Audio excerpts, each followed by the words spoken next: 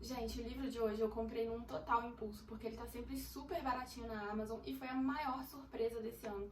Um livro curto e simplesmente maravilhoso. Ei, pessoal, aqui é a Thalita e bem-vindos à Casa da Coruja. E hoje a gente vai conversar um pouquinho sobre A Odisseia de Penélope, da Margaret Atwood. Eu acho que todo mundo já deve ter ouvido falar do livro A Odisseia do Homero, né? Pois é, em A Odisseia do Homero a gente tem a história de Odisseu, que é um herói grego que lutou na Guerra de Troia e depois que acabou a Guerra de Troia, ele ainda passou 10 anos em uma viagem pelos mares, enfrentando várias aventuras, tentando chegar de volta à sua casa.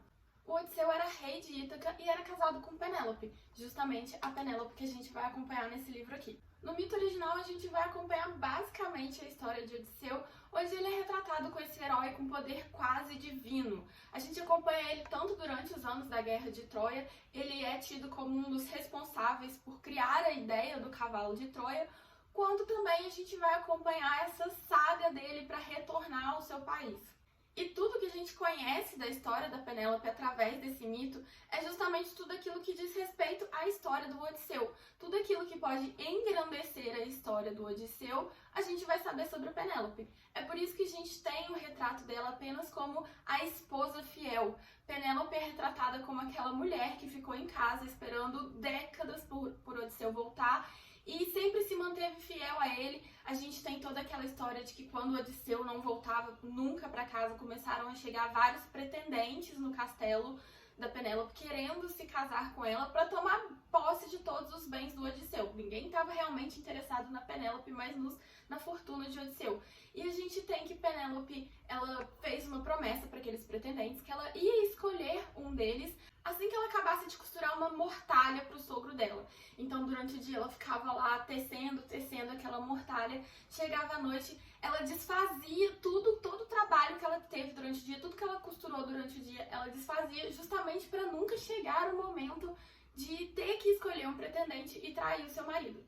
Então, assim, realmente o mito original, a gente tem um pouco da história da Penélope, mas só essas partes que engrandecem, que favorecem a história do Odisseu. No livro da Margaret Atwood, em A Odisseia da Penélope, a gente tem o outro lado da história. A gente tem realmente a história da Penélope através das experiências dela, através da visão dela. Aqui a gente acompanha a Penélope desde o nascimento dela. Ela é filha de Icário, rei de Esparta, como uma Naiade, que é uma semidivindade que, pelo que eu entendi, é uma mistura de sereia com humano. Então a gente vai ver os primeiros anos dela, como era o relacionamento dela com os pais dela. A Penélope, ela é prima de Helena. Lembra Helena de Troia, a mulher mais bonita de toda a face da terra? A Penélope é prima dela. Então a gente também tem um pouco dessa discussão sobre a beleza da Helena, como essa beleza da Helena afetou tanto a vida da Penélope, porque ela tinha que conviver com essa mulher que ela nunca conseguia chegar aos pés, quanto a própria Helena. O que ser considerada a mulher mais bonita do mundo fez com a personalidade da própria Helena.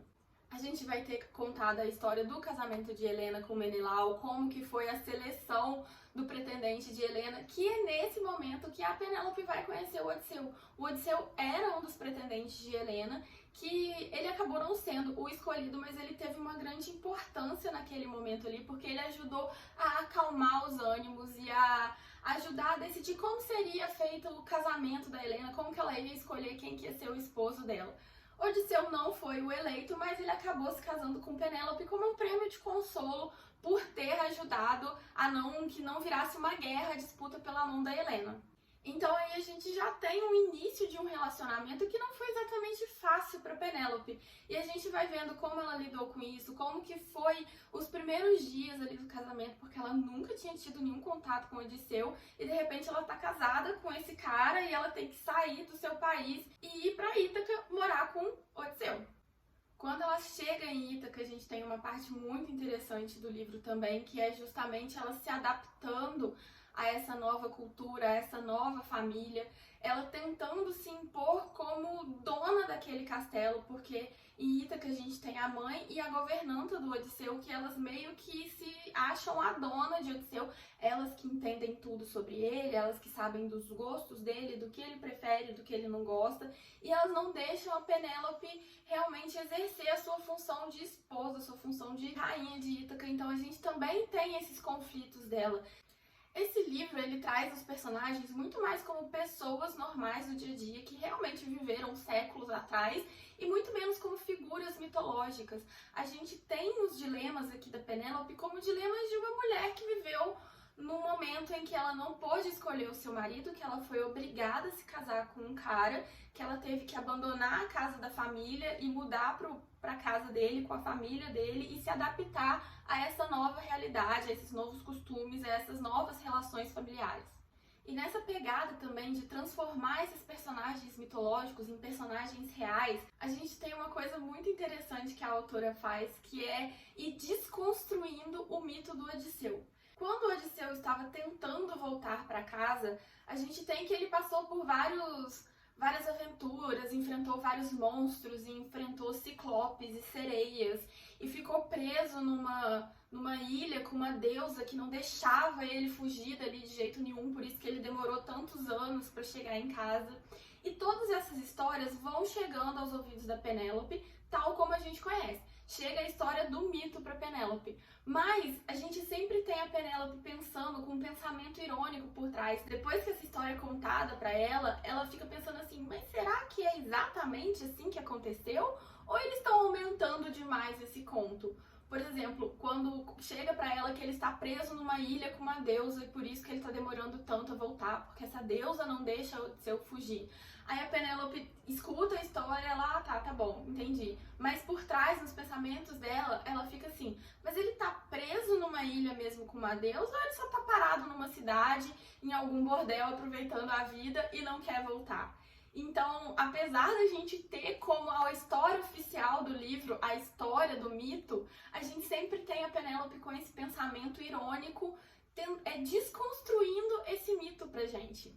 Quando eu tava lendo esse livro, eu me lembrei muito de um livro sobre mitologia que eu li, que fala justamente isso, que talvez todos os mitos que a gente tenha hoje, os mitos gregos, eles existiram na verdade, eles eram pessoas reais, só que no passar dos anos, no conto a conto, no boca a boca, foram sendo aumentadas as conquistas e sendo transformadas em coisas divinas. Quando você tem que algum herói lutou com um gigante e destruiu aquele gigante e recuperou o poder da cidade, por exemplo. Na verdade, o que aconteceu foi uma pessoa que lutou com alguém muito mais forte que ele, ou alguém que era considerado muito alto, muito musculoso, que passou para a história como um gigante, mas que na verdade era só um homem que tinha conquistado aquela cidade a partir da força, e outro homem foi lá, desafiou ele e conseguiu reconquistar o poder. Então a gente tem essa visão de que os mitos podem ter existido, essas histórias podem ter existido, mas que eram só histórias de homens que foram sendo aumentadas com o decorrer do tempo. E é interessante porque no primeiro capítulo do livro a gente tem a Penélope falando pra gente que ela já tá morta há milênios.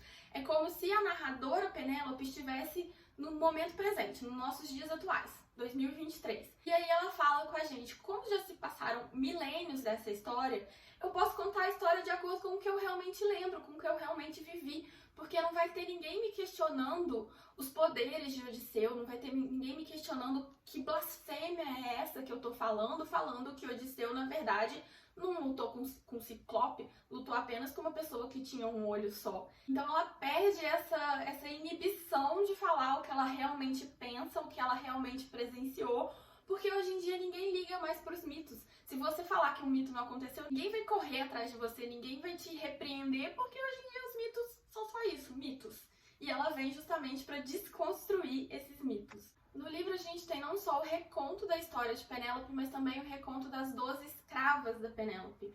Quando ela mudou para Ítaca, ela levou junto com ela 12 escravas para ajudarem ela nessa transição, para ajudarem ela na sua nova casa. E quando Odisseu retorna da sua viagem, ele acaba enforcando essas 2 escravas porque elas são consideradas traidoras.